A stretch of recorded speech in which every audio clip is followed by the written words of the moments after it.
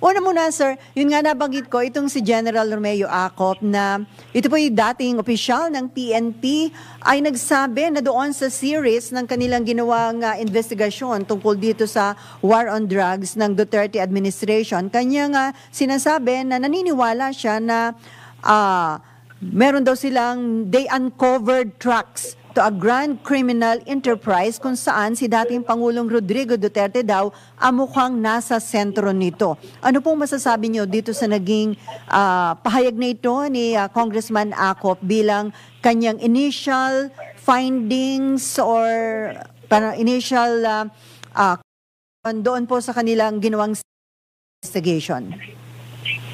Expected ko na yan, Sally, dahil right from the very beginning, alam naman natin kung ano talaga yung pinaka-objective nila sa Quadcom na yan. Unang-una, bakit binuo yung Quadcom? Ang 4 na komite na yan, Pugo, investigating AGK, investigating war on drugs, and investigating public accountability. Bakit nila pinag-iisa yan? Para malakas ang dating kasi i-join, kinukunik-kunik nila lahat yan para i-connect sa mga Duterte. Yan naman talaga ang ating nakakuha niyan na objective nila. So expected na natin yan kung ano yung magiging conclusion nila.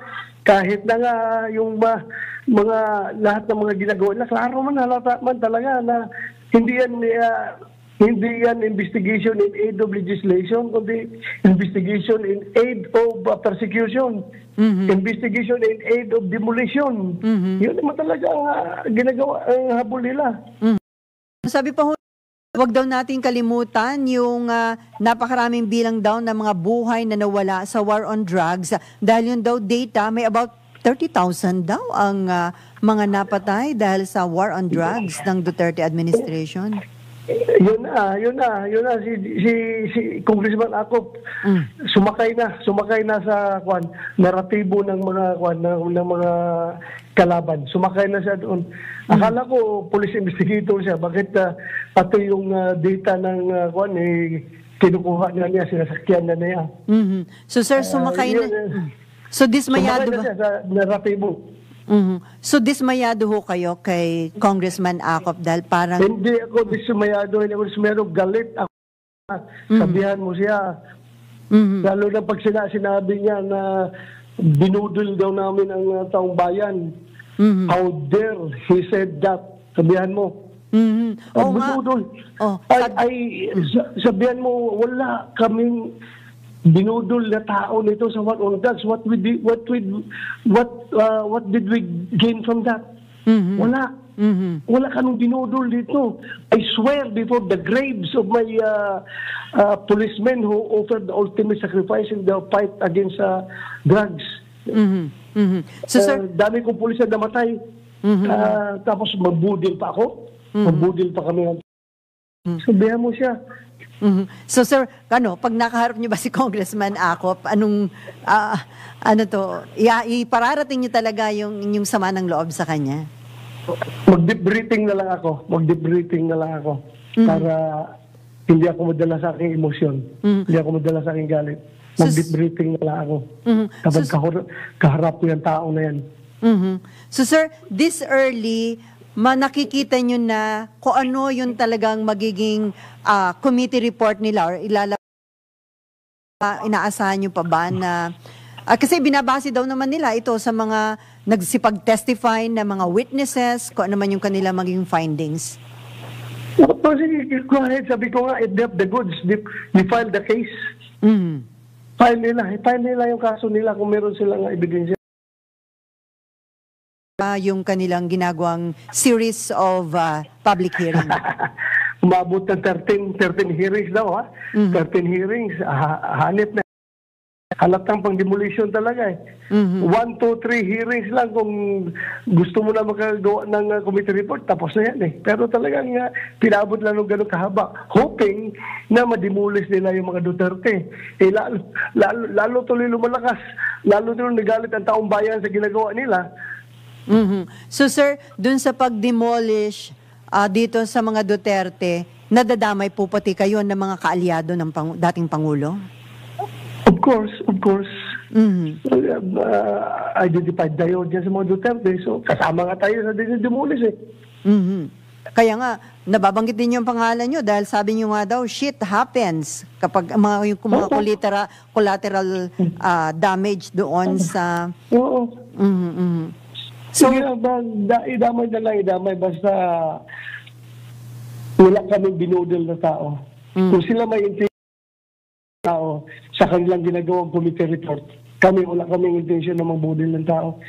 I swear before the graves of my policemen nga namatay sa war on drugs.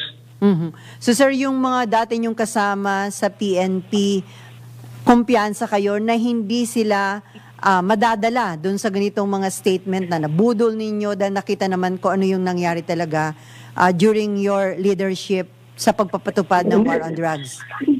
Hindi lang ang PNP, kundi pati alam ng taong bayan kung ano nangyari. Ano nangyari sa ginawa nating war on drugs. Alam ng taong bayan yan. Kaya huwag na sila magloko pa sa kanilang ginagawa dyan. At sa tingin nyo din, sir, kahit yung planong impeachment kay BP Sara, ayaw din ng taong bayan? Kasi hirap na yung tao ngayon sa buhay, tapos magkakaroon pa ng klase ng political process na sinasabi nga. I will not comment on that. Baka sabihin nila, self-serving masyado yan on our part. Titingnan lang nila. Try lang nilang gawin at makita nila kung ano reaksyon ng taong bayan. Pero ngayon, wala pa naman yatang pumipirma dun sa Kamara, dun sa dalawang impeachment.